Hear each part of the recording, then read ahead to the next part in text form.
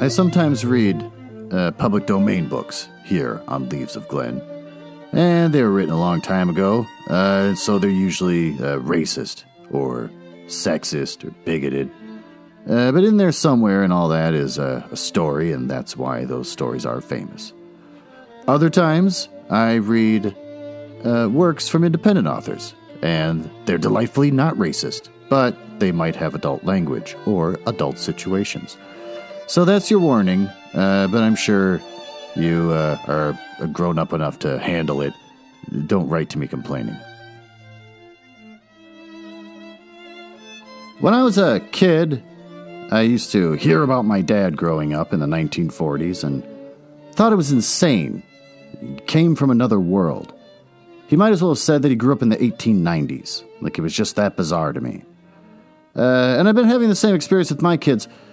My oldest daughter has discovered, it during a move, my entire CD collection from the late 80s all the way through to the early 2000s. And she has a million questions about them. Like, did you just buy these not knowing anything about them? And I said, well, yeah. I mean, I knew that I liked a band, so I go get their album, and then hopefully I like that album. And she'd say, why would you do that? And I was like, well, it's the only option you had. Or maybe if you're lucky, you'd hear them on the radio, but I didn't listen to music that was top 40 music. She says, that's so crazy. I can't imagine. I mean, listening to a whole album just seems so weird. Like, why would you want to listen to all these songs from one person? And I said, I don't know. You like the person. You want to listen to all their stuff. She goes, that's not the way we do it on Spotify. We just listen to one song, and that was good, and then you move on. And I thought, well, that's weird. And then she asked me about the 80s and the 90s. And said the 80s seemed really cool. It must have been great growing up in the 80s. I said, no. Popular music in the 80s was horrible. The entire culture of that decade was defined by suburban white people. You can tell, because it's all embarrassing. All the makeup and the big hair and for some reason, blouses. Blouses is something that didn't go away. It just started in the 60s, just kept going. And in the 80s, men were walking around wearing blouses. Like Flock of Seagulls is a perfect example. I don't know. You could just go on. I mean, look at the members of the Eurythmics. They all, the hair is hairsprayed up. And then it's like, oh, well, heavy metal comes around. Okay, well, that's a little more, less embarrassing. It's still embarrassing if you listen to it, from the 80s. Like I said in my previous episode. But no. Popular music decided to take that and make it embarrassing with all the makeup and the hair sprayed up big hair and then blouses again, except this time they wore leather pants. So I was like, no, I don't think things got less embarrassing till somewhere around the 90s when hip-hop got a little more mainstream and then everything was a little bit better. She said, I can't imagine growing up, not having the internet, having to be near a phone in order to get a call from someone, and also having to sit and talk to your friends for hours with your mouth is something that she thought was insane. She said, why would you do that? Why would you want to spend that much time trying to make conversation happen? Just do it in person or you text them. So anyways, yes, I had it rubbed in my face that I'm a dinosaur and I come from the 1890s. And at least I think I got her to agree that the 80s was embarrassing and just kind of dumb. There was some good stuff. She asked me what some of the good popular music from the 80s would be, and all I could come up with was like, They Might Be Giants was not embarrassing, and they were mainstream. I couldn't really think of anything else. Like REM, kind of? I don't know. Well, anyways, with that, let's dive into our next story.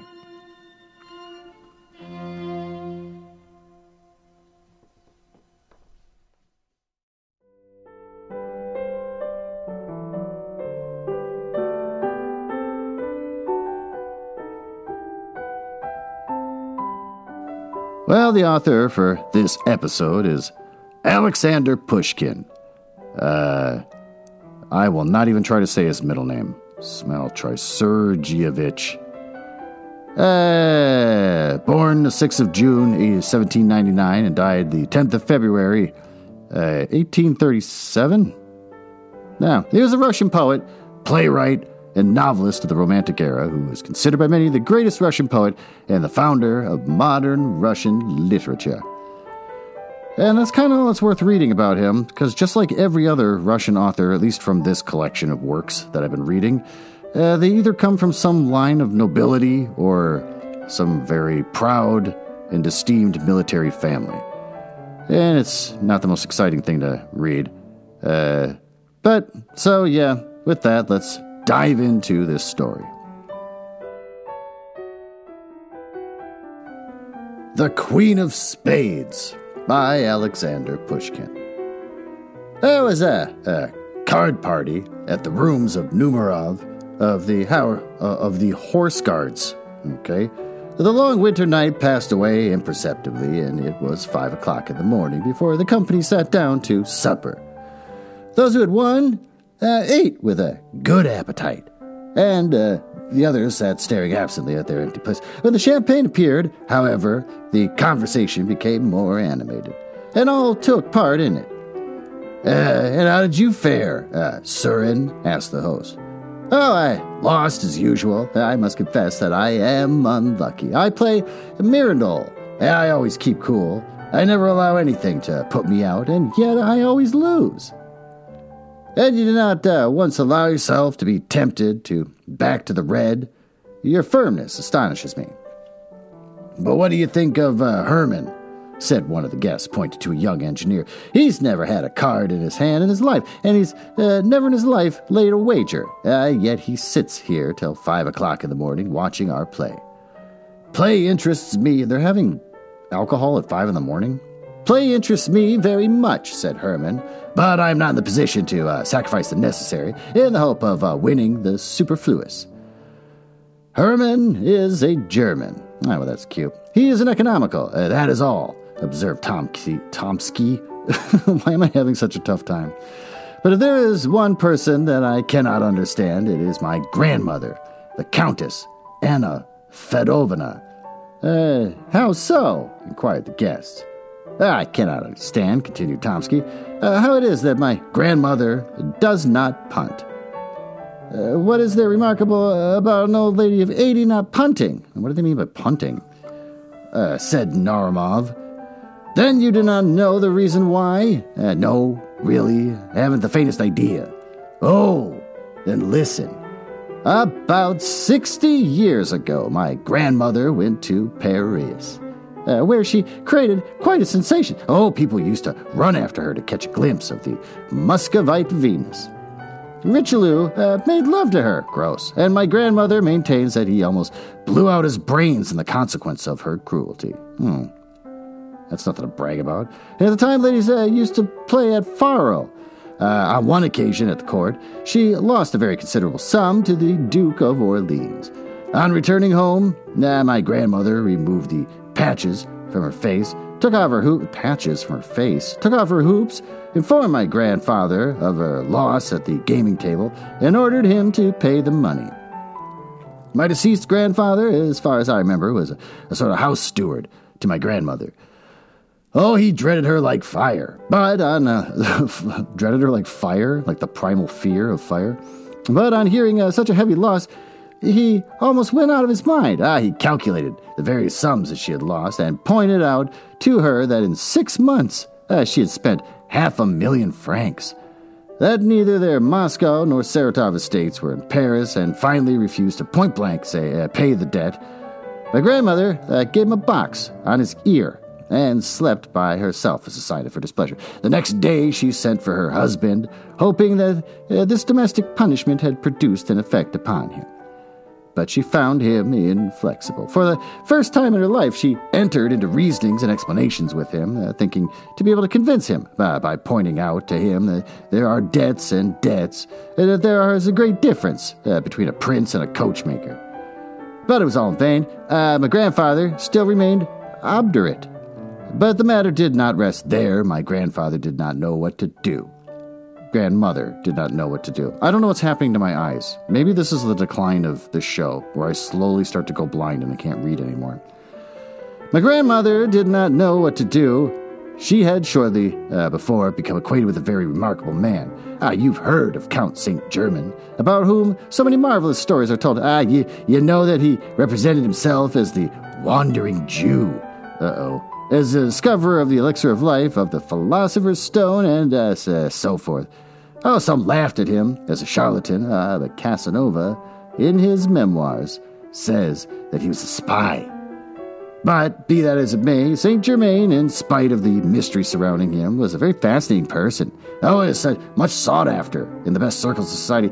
Even to this day, my grandmother retains an affectionate recollection of him and becomes quite angry if anyone speaks disrespectfully of him. Oh, my grandmother knew that Saint Germain had large sums of money at his disposal. She resolved to have recourse to him, and she wrote a letter to him asking him to come to her without delay. The queer old man immediately waited upon her and found her overwhelmed with grief. Oh, she described to him in the blackest colors of the barbarity of her husband, and ended by declaring that her whole hope depended upon his friendship and amiability. Saint Germain reflected. "I can advance you the sum you want," said he, "but I know that you would not rest easy until you had paid me back, and I should not like to bring fresh troubles upon you, but there is another way of getting out of your difficulty. You can win back your money." "But, my dear Count," replied my grandmother, "I tell you that I haven't any money left." "Oh, money is not necessary," replied Saint Germain. "Be pleased to listen to me." Then he revealed to her a secret, for which each of us would give a good deal. Oh, the young officers listened with increased attention. Tomsky lit his pipe, puffed away for a moment, and then continued. "That same evening, my grandmother went to Versailles, to the Jeu de la Reine. The Duke of Orleans kept the bank. My grandmother excused herself, in an offhand manner, for not having yet paid her debt, by inventing some little story, and then began to play against him. She chose 3 cards and played them, one after the other, and all 3 won Sankhya, said of a card when it wins or loses in the quickest possible time. And my grandmother recovered every farthing that she had lost. Mere chance, said one of the guests. A tale, observed Herman. Perhaps they were marked cards, said a third, more clear-headed person. And that's me saying that, not the story. And I do not think so, replied Tomsky gravely. What? Said Nuramov. You have a grandmother who knows how to hit upon 3 lucky cards in succession, and you have never yet succeeded in getting the secret of it out of her? That's the deuce of it, replied Tomsky. She had 4 sons, one of whom was my father. All 4 were determined gamblers, and yet not one of them did she ever reveal her secret. Although it could not have been a bad thing, either for them or for me, but this is what I heard from my uncle, Count Ivan Ilyich. All right, and he assured me on his honor that it was true. The late Chaplisky, the same who died in poverty after having squandered millions, once lost in his youth about 300,000 rubles to Zorich, if I remember rightly. He was in despair. My grandmother, who was always very severe about the extravagance of young men, took pity, however, upon Shablitsky, and she gave him 3 cards, telling him to play them one after the other, at the same time exacting from him a solemn promise that he would never play at cards again as long as he lived. Shablitsky then went to his victorious opponent, and they began a fresh game.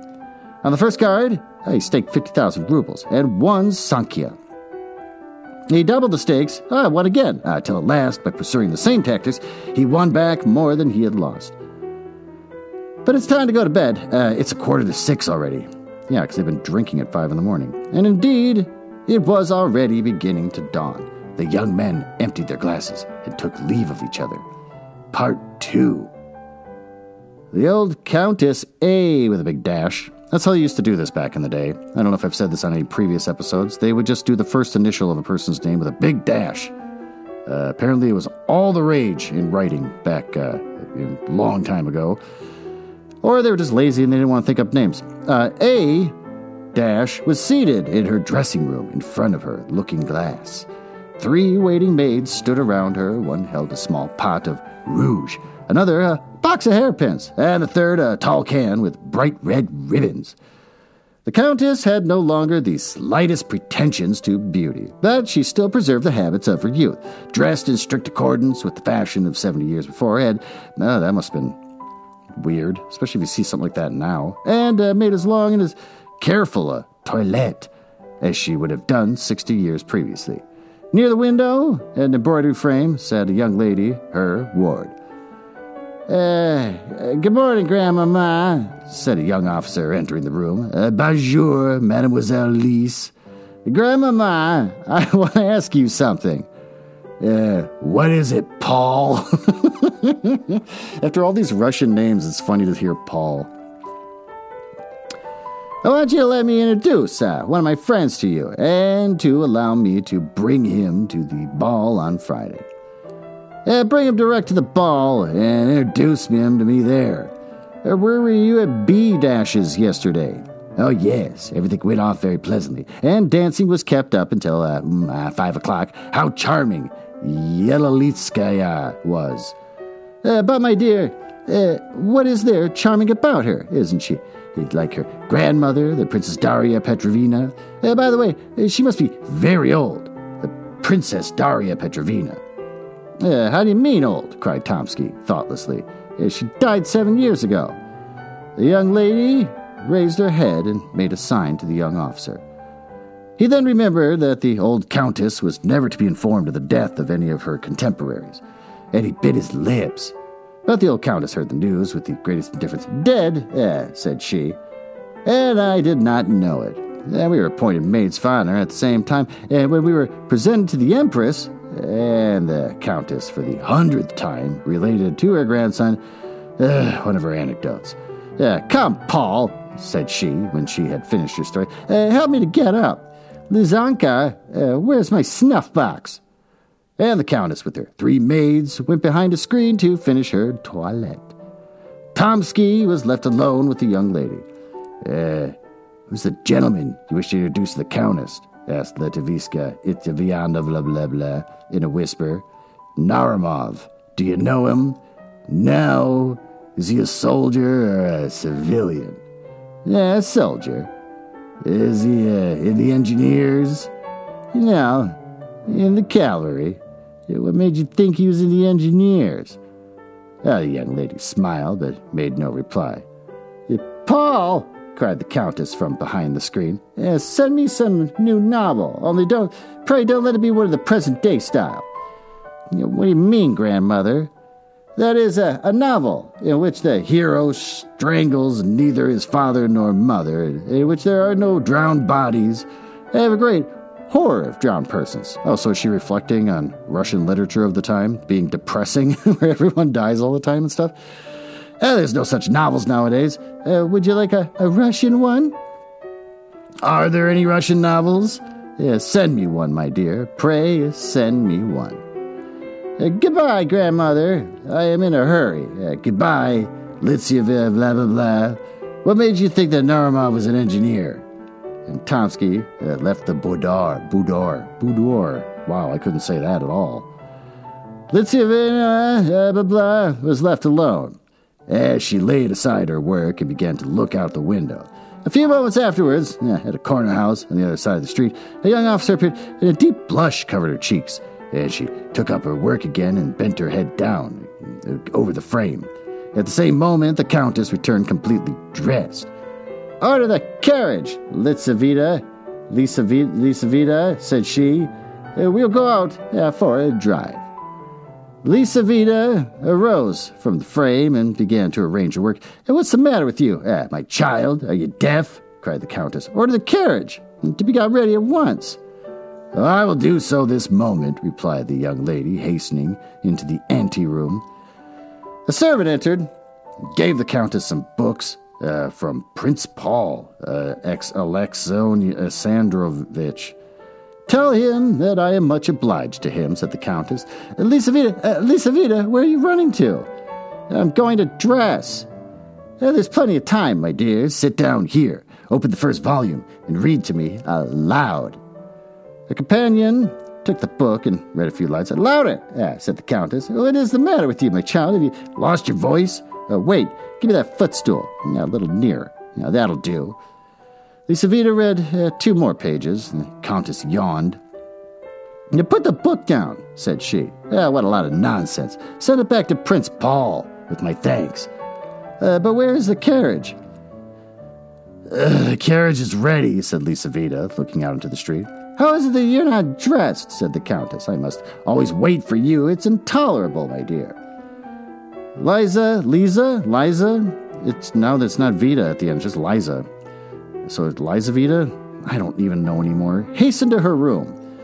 She had not been there 2 minutes before the Countess began to ring with all her might. The 3 waiting maids came running in at the one door and the valet at the other. "How is it that you cannot hear me when I ring for you?" said the Countess. "Tell Liza Vita, blah, blah, blah, that I am waiting for her." Liza Vita returned. Forget it, I'm sticking with Lisa. Lisa Vita returned with her hat and cloak on. "At last you are here," said the Countess. "But why such an elaborate toilette? Whom do you intend to captivate? What sort of weather is it? It seems rather windy." "No, your ladyship is very calm," replied the valet. "Now you never know what you're talking about. Open the window." So it is, windy and bitterly cold." Unharness the horses, Lisaveta. We won't be going out. There was no need for you to deck yourself like that." What a life is mine, thought Lisaveta, blah, blah, blah. And in truth, Lisaveta, blah, blah, blah, was a very unfortunate creature. "The bread of this stranger is bitter," says Dante, "and his staircase is hard to climb. But who can know what the bitterness and dependence is so well as the poor companion of an old lady of quality?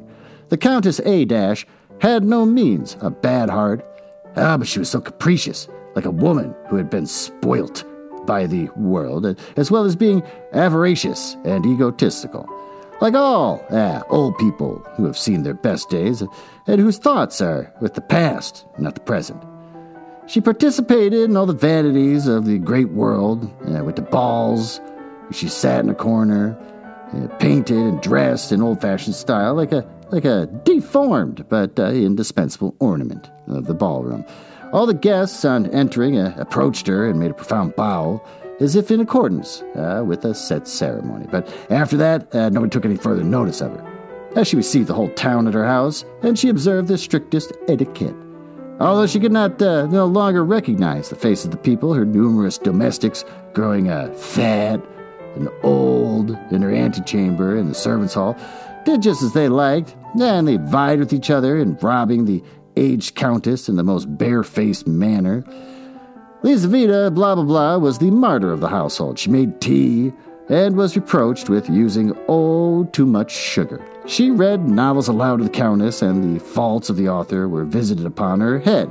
She accompanied the Countess in her walks and was held answerable for the weather and the state of the pavement. A salary was attached to the post, but she rarely received it, although she was expected to dress like everybody else, that is to say, like very few indeed. In society, she played the most pitiable role. Everybody knew her, and nobody paid any attention. At balls, she danced only when a partner was wanted, and ladies would only take hold of her arm when it was necessary to lead her out of the room to attend to their dresses. She was very self-conscious, and she felt her position keenly, and she looked about her with impatience for a deliverer to come to her rescue. But the young men, calculating in their giddiness, honored her with very little attention, although Lisaveta blah blah blah was 100 times prettier than the barefaced and cold-hearted marriageable girls around whom they hovered. Many a time did she quietly slink away from the glittering but wearisome drawing room to go and cry in her own little poor room, in which she stood a screen and a chest of drawers and a looking glass and a painted bedstead, and where a tallow candle burnt feebly in the copper candlestick. One morning, this is about 2 days after the evening party described at the beginning of the story, and a week previous to the scene at which we had just assisted, Lisaveta blah blah blah was seated near the window at her embroidery frame, when, happening to look out on the street, she caught sight of a young engineer officer standing motionless with his eyes fixed upon her window. She lowered her head and went on again with her work. About 5 minutes afterwards, she looked out again. The young officer was still standing in the same place, not being in the habit of coquetting with passing officers. She did not continue to gaze out into the street, but went on sewing for a couple hours without raising her head. Dinner was announced, and she rose up and began to put her embroidery away. But glancing casually out of the window, she perceived the officer again. This seemed to her very strange. Yeah, kind of stalkerish, not flattering at all. After dinner, she went to the window with a certain feeling of uneasiness. Yeah, but the officer was no longer there, thank God, and she thought no more about him. A couple days afterwards, just as she was stepping into the carriage with the Countess, she saw him again. He was standing close behind the door, with his face half concealed by his fur collar, but his dark eyes sparkled beneath his cap. Lizaveta felt alarmed, though she knew not why, and she trembled as she seated herself in the carriage. Returning home, as she hastened to the window, the officer was standing in his accustomed place with his eyes fixed upon her. She drew back, a prey to curiosity, and agitated by the feeling which was quite new to her. From that time forward, not a day passed without the young officer making his appearance under the window at the customary hour. And between him and her was established a sort of mute acquaintance. Sitting in her place of work, she used to feel his approach, and raising her head, she could look at him longer and longer. Each day, the young man seemed to be very grateful to her. She saw with the sharp eye of youth how a sudden flush covered his pale cheeks each time that their glances met. After about a week, she commenced to smile at him. When Tomsky asked permission of his grandmother, the Countess, to present one of his friends to her, the young girl's heart beat violently. But hearing that Nuremov was not an engineer, she regretted that by her thoughtless question she had betrayed her secret to the volatile Tomsky. Herman was the son of a German, Herman the German, who had become a naturalized Russian and from whom he had inherited a small capital.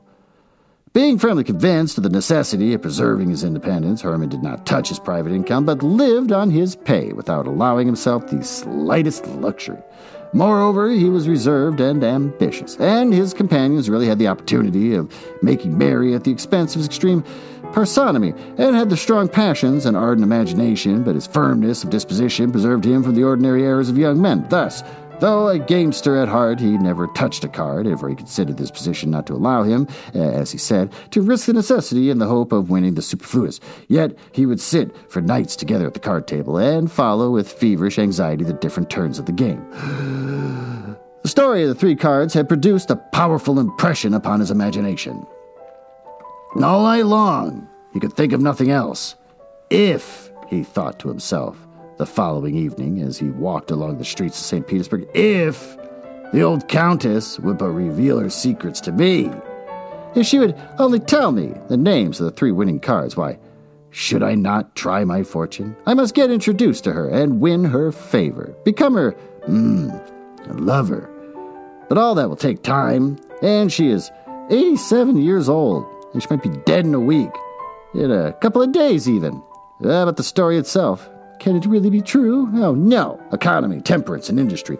Those are my three winning cards. By means of them, I shall be able to double my capital, increase it sevenfold, and procure for myself ease and independence.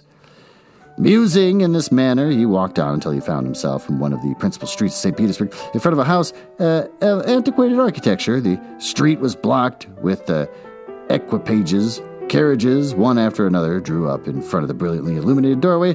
At one moment, there stepped out onto the pavement the well-shaped little foot of some young beauty. At another, the heavy boot of a cavalry officer. And then the silk stockings and shoes of a member of the diplomatic world. Furs and cloaks passed in rapid succession before the gigantic porter at the entrance. Herman stopped. Whose house is this? He asked the watchman at the corner. The Countess A-'s, replied the watchman. Herman started. The strange story of the three cards again presented itself to his imagination. He began walking up and down before the house, thinking of its owner, and a strange secret. Returning late to his modest lodging, he could not go to sleep for a long time, and when at last he did doze off, he could dream of nothing but cards. Green tables, and piles of banknotes, and heaps of ducats. And he played one card after the other, ducats. Whatever. He played one card after the other, winning uninterruptedly, and then he gathered up the gold and filled his pockets with the notes. And when he woke up late the next morning, he sighed over the loss of his imaginary wealth. And then, sallying out into the town, he found himself once more in front of the Countess's residence. Some unknown power seemed to have attracted him thither. Oh, he stopped and looked up at the windows. At one of these, he saw the head of a luxuriant black hair, which was bent down, probably over some book or embroidery frame. The head was raised, and Herman saw a fresh complexion and a pair of dark eyes. That moment decided his fate. Part 3. Lizaveta, blah, blah, blah, had scarcely taken off her hat and cloak when the Countess sent for her again and ordered her to get the carriage ready. Oh, the vehicle drew up before the door, and they prepared to take their seats. Just at that moment, when the 2 footmen were assisting the old lady to enter the carriage, Lizaveta saw her engineer standing close beside the wheel, and he grasped her hand. Alarm caused her to lose her presence of mind, and the young man disappeared, but not before he had left a letter between her fingers. Oh, she concealed it in her glove.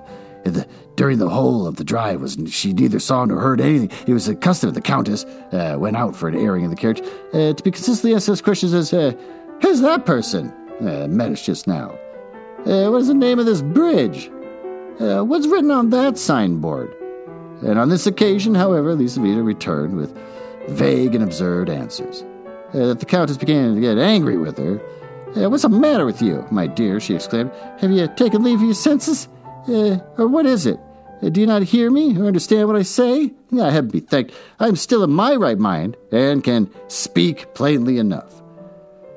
Lizaveta, blah, blah, blah, did not hear her, and on returning home, she ran to her room and drew the letter out of her glove. It was not sealed, and Lizaveta read it. The letter contained a declaration of love, and it was tender and respectful. It copied word for word from a German novel, but Lizaveta did not know anything of the German language, and she was quite delighted.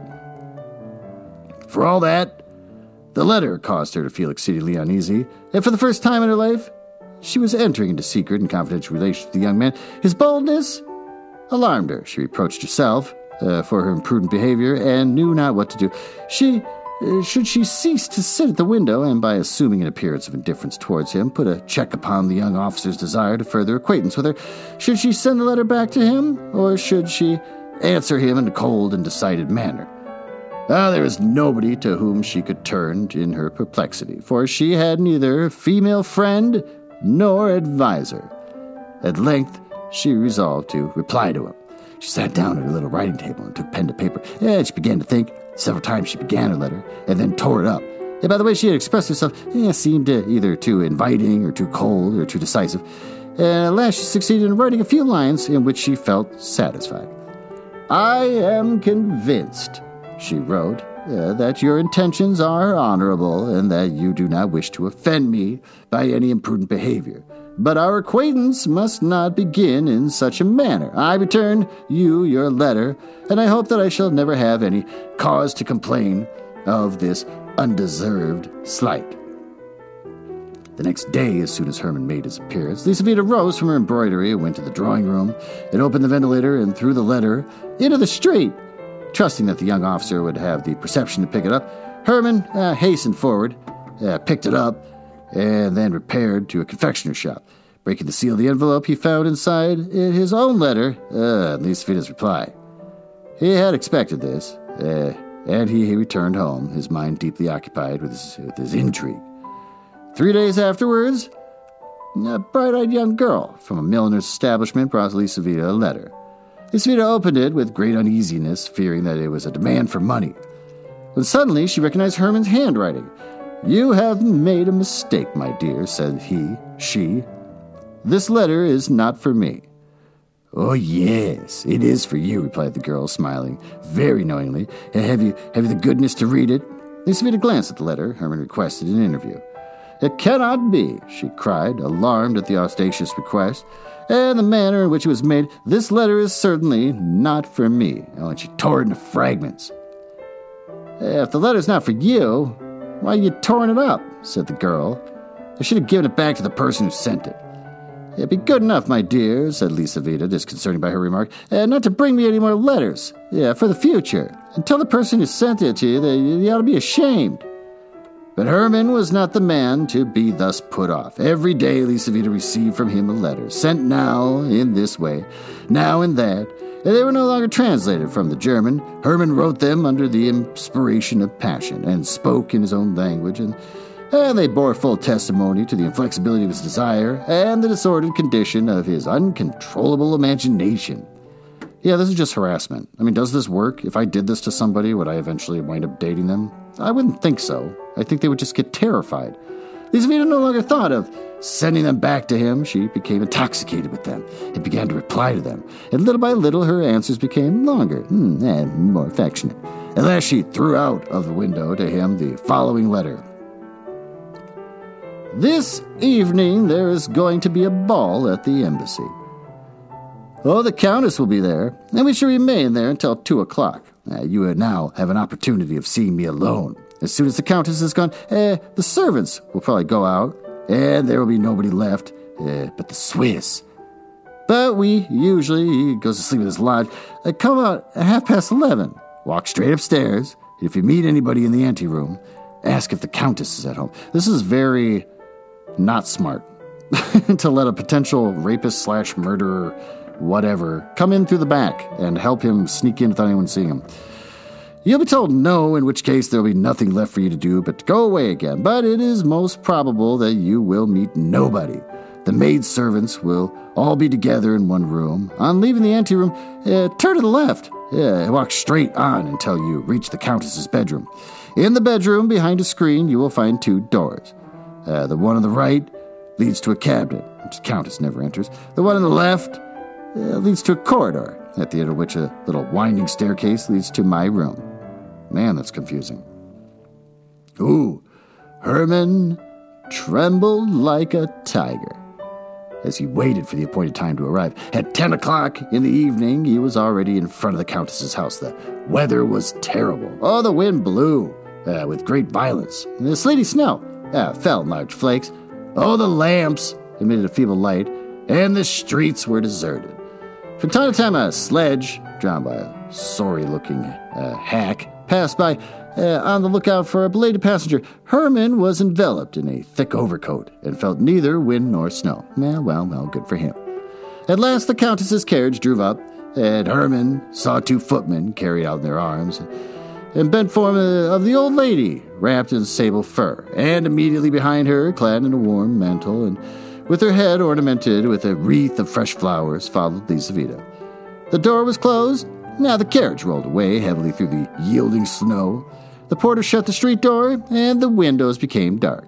Herman began walking up and down near the deserted house. At length he stopped under a lamp and glanced at his watch. It was 20 minutes past 11. He remained standing under the lamp, his eyes fixed upon the watch, impatiently waiting for the remaining minutes to pass. At 11:30 precisely, Herman descended the steps of the house and made his way into the brightly illuminated vestibule. The porter was not there, and Herman hastily ascended the staircase, opened the door to the anteroom, saw a footman sitting asleep in an antique chair by the side of the lamp. With a light, firm step, Herman passed by him. The drawing room, the dining room were in darkness, but a feeble reflection penetrated thither from the lamp in the anteroom. Herman reached the Countess's bedroom. Before a shrine, which was full of old images, a golden lamp was burning. Faded stuffed chairs and divans with soft cushions stood in melancholy symmetry around the room, the walls of which were hung with China silk. On one side of the room hung 2 portraits painted in Paris by Madame Lebrun. One of these represented a stout, red-faced man of about 40 years of age in a bright green uniform, and with a star upon his breast. The other, a beautiful young woman, with aquiline nose, forehead curls, and a rose in her powdered hair. In the corners stood porcelain shepherds and shepherdesses, dining room clocks from the workshop of the celebrated Lafoy, bandboxes, roulettes, fans. The various playthings for the amusement of ladies were in vogue at the end of the last century, when Montgolfiers balloons and Mesmer's magnetism were the rage. Herman stepped back behind the screen. At the back of it stood a little iron bedstead. On the right was the door, which led to the cabinet, and on the left, the other, which led to the corridor. He opened the latter, and he saw the little winding staircase which led to the room of the poor companion. But he retraced his steps and entered the dark cabinet. The time passed slowly, always still. The clock in the drawing room struck 12, and the strokes echoed through the room, one after another, and everything was quiet again. Oh, Herman stood leaning against the cold stove. He was calm, and his heart beat regularly, like that of a man resolved upon a dangerous but inevitable undertaking. 1 o'clock in the morning struck, and then 2, and then he heard the distant noise of carriage wheels. An involuntary agitation took possession of him. The carriage drew near and stopped. He heard the sound of the carriage steps being let down, and all was bustle within the house. Oh, the servants were running hither and thither.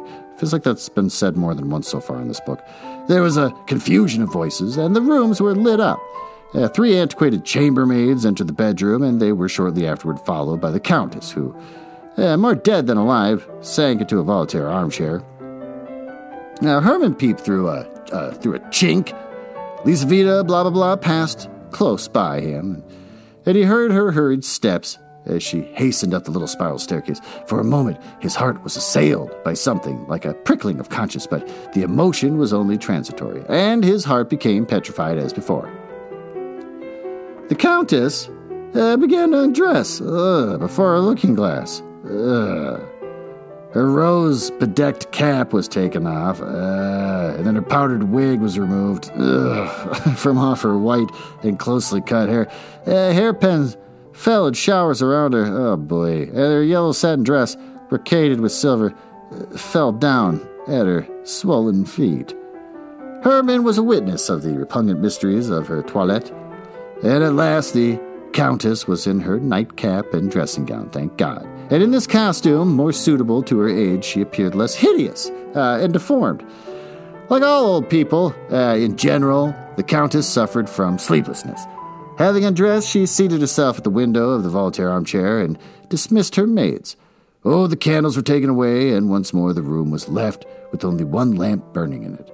The Countess sat there looking quite yellow, mumbling with her flaccid lips, swaying to and fro. Her dull eyes expressed complete vacancy of mind, and looking at her, one would have thought that the rocking of her body was not a voluntary action of her own, but produced by the action of some concealed galvanic mechanism. Suddenly the death-like face assumed an inexplicable expression. The lips ceased to tremble, the eyes became animated. Before the Countess stood an unknown man. "Do not be alarmed, for heaven's sake, do not be alarmed," said he in a low but distinct voice. "I have no intention of doing you any harm. I have only come to ask a favor of you." The old woman looked at him in silence, as if she had not heard what he said. Herman thought that she was deaf. Bending down toward her ear, he repeated what he said, and the aged Countess remained silent as before. "You can ensure the happiness of my life," continued Herman, "and it will cost you nothing. I know that you can name 3 cards in order." Herman stopped. The Countess appeared now to understand what he wanted. Oh, she seemed as if seeking for words to reply. "It was a joke," she replied at last. "I assure you it was only a joke." "Oh, there's no joking about the matter," replied Herman angrily. "Remember Shablisky, for whom you helped win."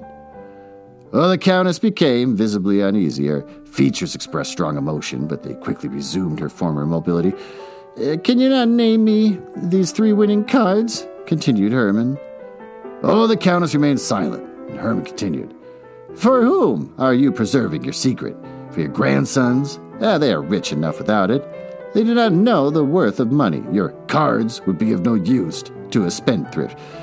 He who cannot preserve his paternal inheritance will die in want, even though he had a demon at his service. I am not a man of that sort. I know the value of money. Your 3 cards will not be thrown away upon me. Come." He paused and tremblingly awaited her reply. The Countess remained silent. Herman fell upon his knees.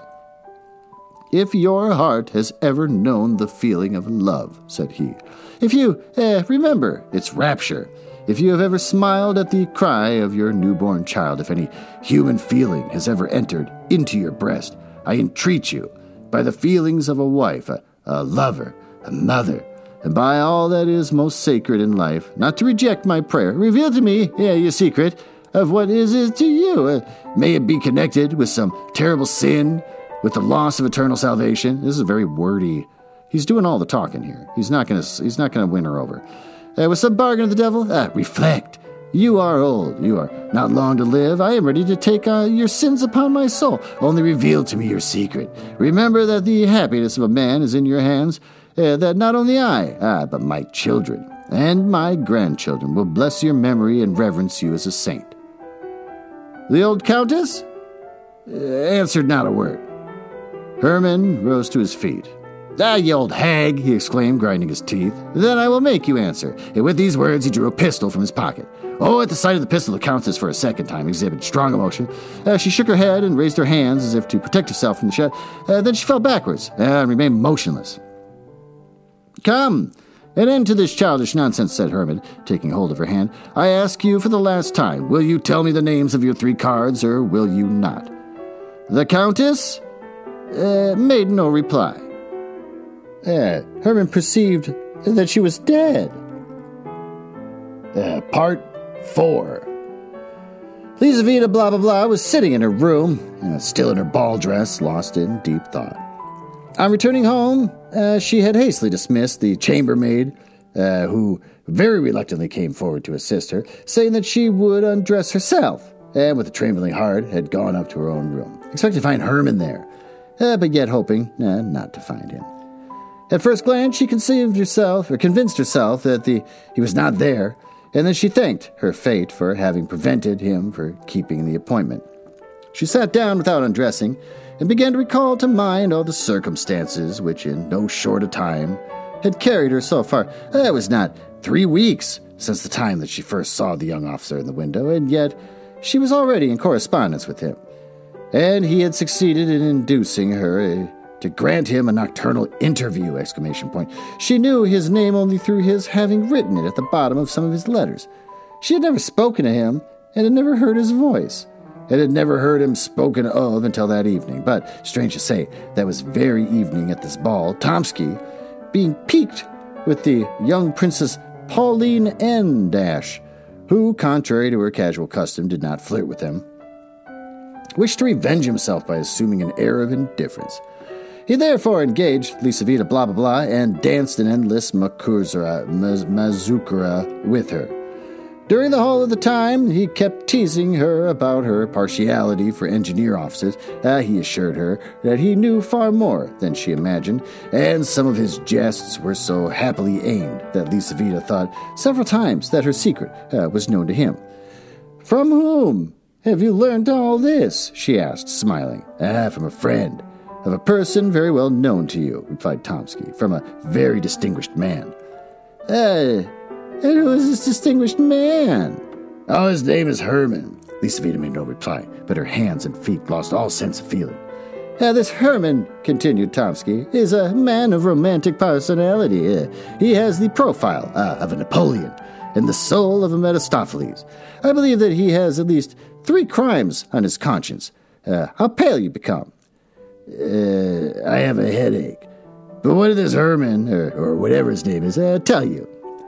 Herman is very much dissatisfied with his friend. He says that in his place he would act very differently. I even think that Herman himself has designs upon you. At least, he listens very attentively to all that his friend has to say about you. Where's he seen me? In church, perhaps, or on the parade. God alone knows where. It may have been in your room, while you were asleep. There's nothing. Is that he... 3 ladies approaching him with the question, "A bleu ou regret?" That's probably French. Interrupted the conversation, which he had become so tantalizingly interested to Lizaveta. The lady chosen by Tomsky was the Princess Pauline herself. She succeeded in effecting a reconciliation with him during the numerous turns of the dance, after which he conducted her to her chair. On returning to his place, Tomsky thought no more either of Herman or Lizaveta. He longed to renew the interrupted conversation, but the mazurka came to an end, and shortly afterwards the old countess took her departure.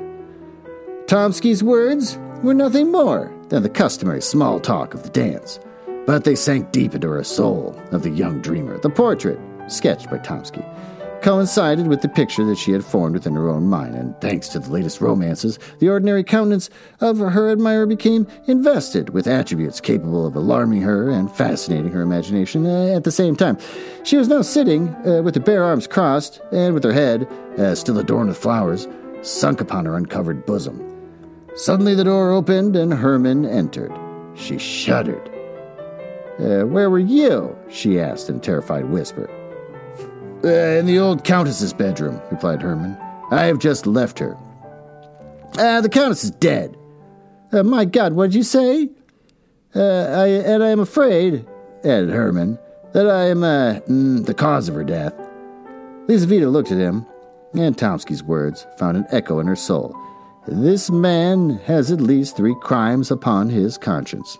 Man, if I had more energy, I'd make that I'd use reverb on that part. But I'm not going to start getting into sound effects on this podcast. Herman sat down by the window near her and related all that had happened.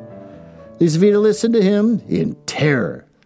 So all those passionate letters, all those ardent desires, this bold, obstinate pursuit, all this was not love. Money! That's what this was about. Soul yearned for. She could not satisfy this desire and make him happy. The poor girl had been nothing but the blind tool of a robber, of the murderer of her aged benefactress. She wept bitter tears of agonized repentance. Herman gazed at her in silence. His heart, too, was prey to violent emotion, but neither the tears nor the poor girl nor the wonderful charm of her beauty, enhanced by her grief, could produce any impression upon his heart and soul. He felt no pricking of conscience at the thought of a dead old woman. One thing only grieved him, the irreparable loss of the secret from which he had expected to obtain great wealth. "You're a monster," cried Lizaveta at last. "I did not wish for her death," replied Herman. "My pistol wasn't loaded." Both remained silent. The day began to dawn. Lizaveta extinguished her candle. A pale light illuminated her room. She wiped her tear-stained eyes and raised them toward Herman.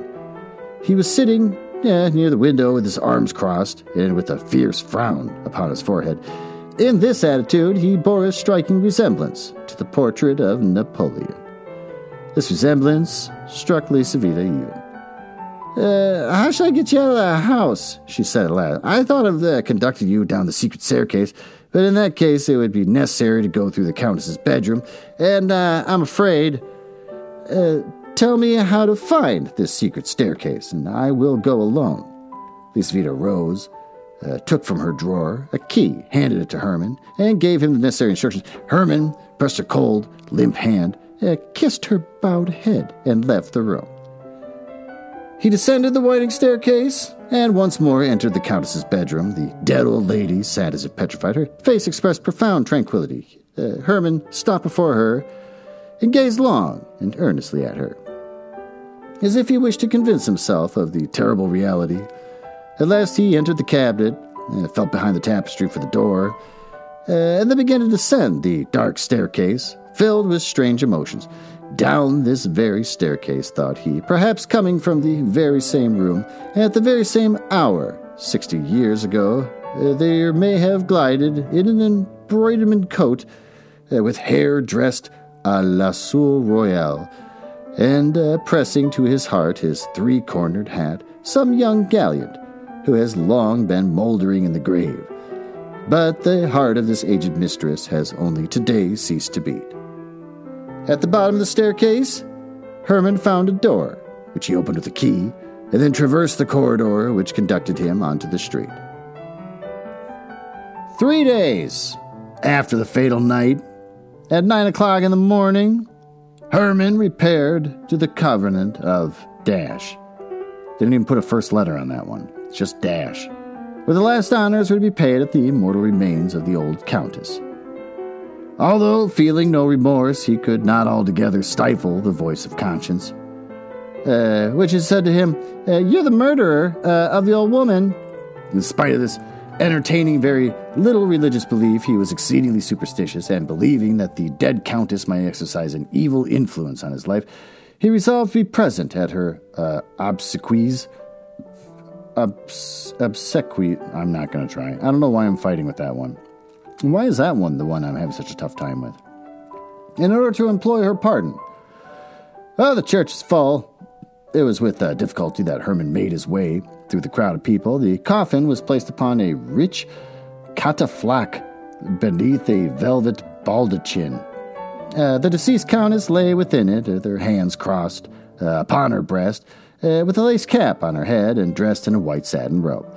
All around the catafalque stood the members of her household and the servants in black caftans, with the moral ribbons upon their shoulders and candles in their hands, the relatives, children, grandchildren, and great-grandchildren in deep mourning. Nobody wept. Tears could have been une affection. The countess was so old that her death could have been surprised by nobody, and her relatives had long looked upon her as a being out of this world. A famous preacher pronounced a funeral sermon in simple and touching words. He described the peaceful passing away of the righteous, who had passed long years in calm preparation for a Christian end. The angel of death founder, said the orator, engaged in pious meditation and waiting for the midnight bridegroom.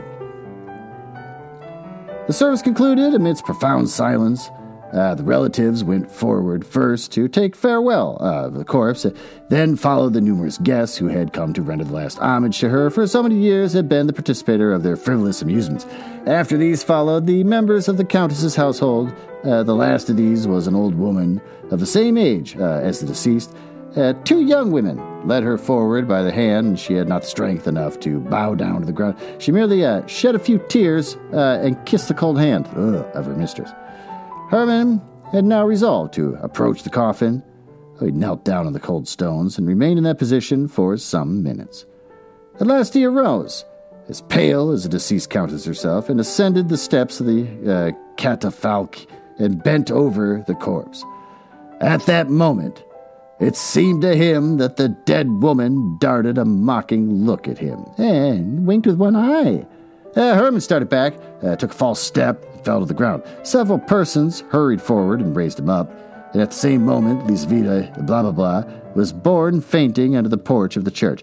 This episode disturbed for some minutes the solemnity and the gloomy ceremony. Among the congregation arose a deep murmur, and a tall, thin chamberlain, a near relative of the deceased, whispered in the ear of an Englishman who was standing near him that the young officer was a natural son of the countess. To which the Englishman coldly replied, "Oh." During the whole of that day, Herman was strangely excited, repairing to an out-of-the-way restaurant to dine. He drank a great deal of wine, contrary to his usual custom, in the hope of deadening his inward agitation. But the wine only served to excite his imagination still more. On returning home, he threw himself upon his bed without undressing, and fell into a deep sleep. When he woke up, it was already night, and the moon was shining into the room. He looked at his watch. It was 3:15. Sleep had left him. He sat down upon his bed and thought of the funeral of the old countess. And at that moment, somebody in the street looked in his window and immediately passed on again. Herman paid no attention to the incident. A few moments afterwards, he heard the door of his anteroom open. Herman thought it was his orderly, drunk as usual, returning from some nocturnal expedition. But presently he heard footsteps that were unknown to him. Somebody was walking softly over the floor in slippers. The door opened, and a woman dressed in white entered the room. Herman mistook her for his old nurse, and wondered what could bring her there at this hour of the night. But the white woman glided rapidly across the room and stood before him, and Herman recognized the Countess. "I have come to you against my wish," she said in a firm voice, "but I have been ordered to grant your request. 3-7 ace will win you if you play in succession. But only on these conditions, that you do not play more than one card in 24 hours, and that you never play again during the rest of your life. I forgive you my death on condition that you marry my companion, Lisvita blah blah blah." With these words, she turned around, very quietly, walked with a shuffling gait toward the door, and disappeared. Herman heard the street door open and shut, and again he saw someone look in at him through the window. It'd kind of suck if with all that drama that he didn't pay attention, didn't remember what card she said. For a long time, Herman could not recover himself. Then he rose and entered the next room. His orderly was lying asleep on the floor, and he had much difficulty in waking him. The orderly was drunk as usual, and no information could be obtained from him. The street door was locked, and Herman returned to his room, lit his candle, and wrote down all the details of his vision. Part 6. Two fixed ideas can no more exist together in the moral world than two bodies can occupy one and the same place in the physical world. 3, 7, ace. Soon drove out of Herman's mind the thought of the dead countess. 3, 7, ace were perpetually running through his mind and continually being repeated by his lips. If he saw a young girl, he would say, "Oh, how slender she is," quite like the 3 of hearts. That's weird. If anybody asked, "What is the time?" He replied, 5 minutes to 7. Every stout man that he saw reminded him of the ace. 3, 7, ace haunted him in his sleep and assumed all possible shapes. The 3s bloomed before him in the forms of magnificent flowers. The 7s were represented by Gothic portals, and the aces became transformed into gigantic spiders. One thought alone occupied his whole mind: to make a profitable use of the secret which he had purchased so dearly. He thought of applying for a furlough so as to travel abroad. He wanted to go to Paris, and tempt fortune in some of the public gambling houses that abounded there. Chance spared him all this trouble. There was in Moscow a society of rich gamesters, presided over by the celebrated Chekalinsky, who had passed all his life at the card table and had amassed millions, accepting bills of exchange for his winnings and paying his losses in ready money. His long experience secured for him the confidence of his companions and his open house. His famous cook and his agreeable and fascinating manners gained for him the respect of the public. He came to St. Petersburg. The young men of the capital flocked to his rooms, forgetting balls for cards and preferring the emotions of faro to the seductions of flirting. Naramov conducted Herman to Chekalinsky's residence. They passed through a suite of magnificent rooms filled with attentive domestics, and the place was crowded. Generals and privy councilors were playing at whist. Young men were lolling carelessly upon the velvet-covered sofas, eating ices and smoking pipes. In the drawing room, at the head of the long table around which were assembled about a score of players, sat the master of the house, keeping the bank. He was a man of about 60 years of age and was very dignified appearance, and his head was covered with silvery white hair. His full, florid countenance expressed good nature, and his eyes twinkled with perpetual smile. Naramov introduced Herman to him. Chekalinsky shook him by the hand in a friendly manner, requested him not to stand on ceremony, and then went on dealing. All the game occupied some time, and on the table lay there more than 30 cards. Chekalinsky paused after each throw, in order to give the players some time to arrange their cards and note down their losses. Listened politely to the requests, and more politely still, put straight on the corners of the cards that some player's hand had chanced to bend. At last, the game was finished. Chekalinsky shuffled the cards and prepared to deal again. "Will you allow me to take a card?" said Herman, stretching out his hand from behind a stout gentleman who was punting. Chekalinsky smiled and bowed silently, as a sign of acquiescence. Naramov laughingly congratulated Herman on his abjuration of that extension from the cards which he had practiced for so long a period, and wished a lucky beginning. "Stake," said Herman, writing some figures with chalk on the back of his card. How much?" asked the banker, contracting the muscles of his eyes. "Excuse me, I cannot see quite clearly." 47,000 rubles, replied Herman. Oh, at these words, every head in the room turned suddenly around, and all the eyes were fixed upon Herman. "He has taken leave of his senses," thought Naramov. "Allow me to inform you," said Chekalinsky with an internal smile, "that you are playing very high. Nobody here has ever staked more than 275 rubles at once." Very well, replied Herman, but do you accept my card or not? Chekalinsky bowed in token of consent. I only wish to observe, said he, that although I have the greatest confidence in my friends, I can only play against ready money. For my own part, I am quite convinced that your word is sufficient. But for the sake of the order of the game and to facilitate the reckoning up, I must ask you to put money on your card. Herman drew from his pocket a banknote and handed it to Chekalinsky, who, after examining it in the customary manner, placed it on Herman's card.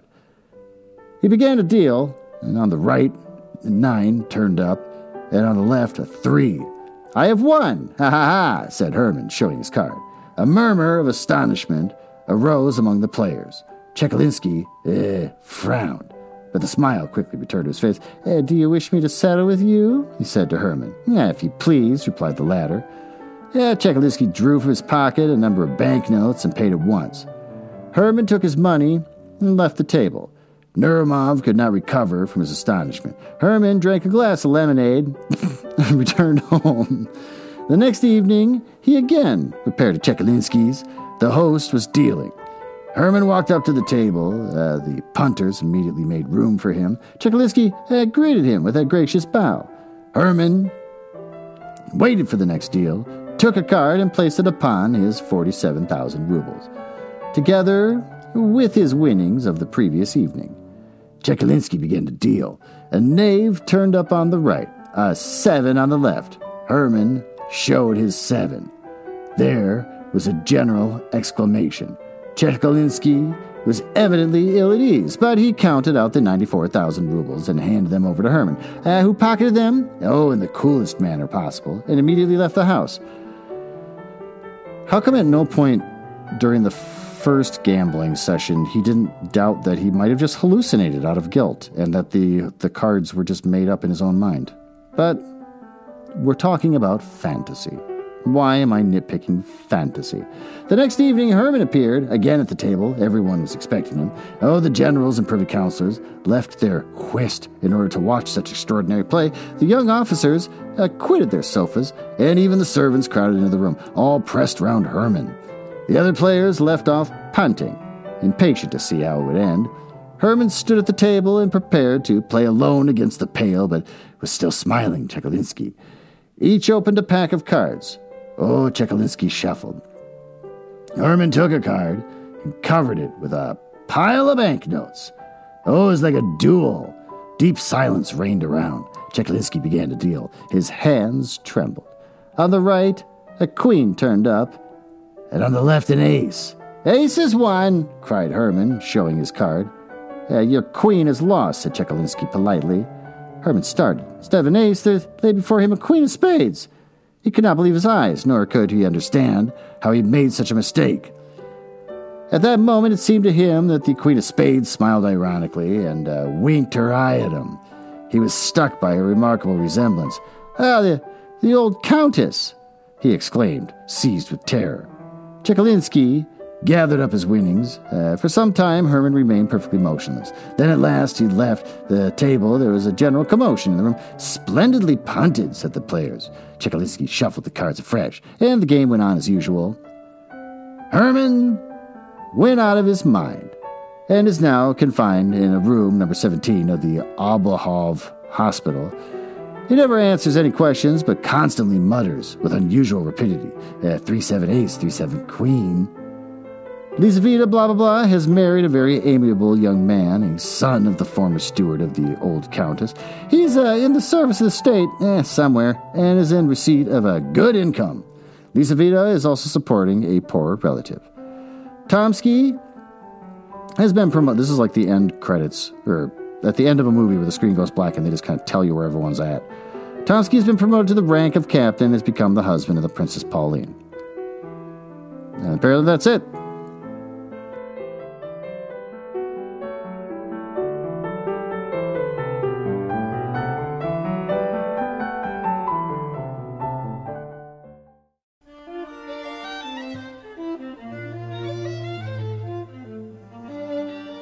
Well, what do we learn from this story? I was about to say short, but I said story, and it came out story.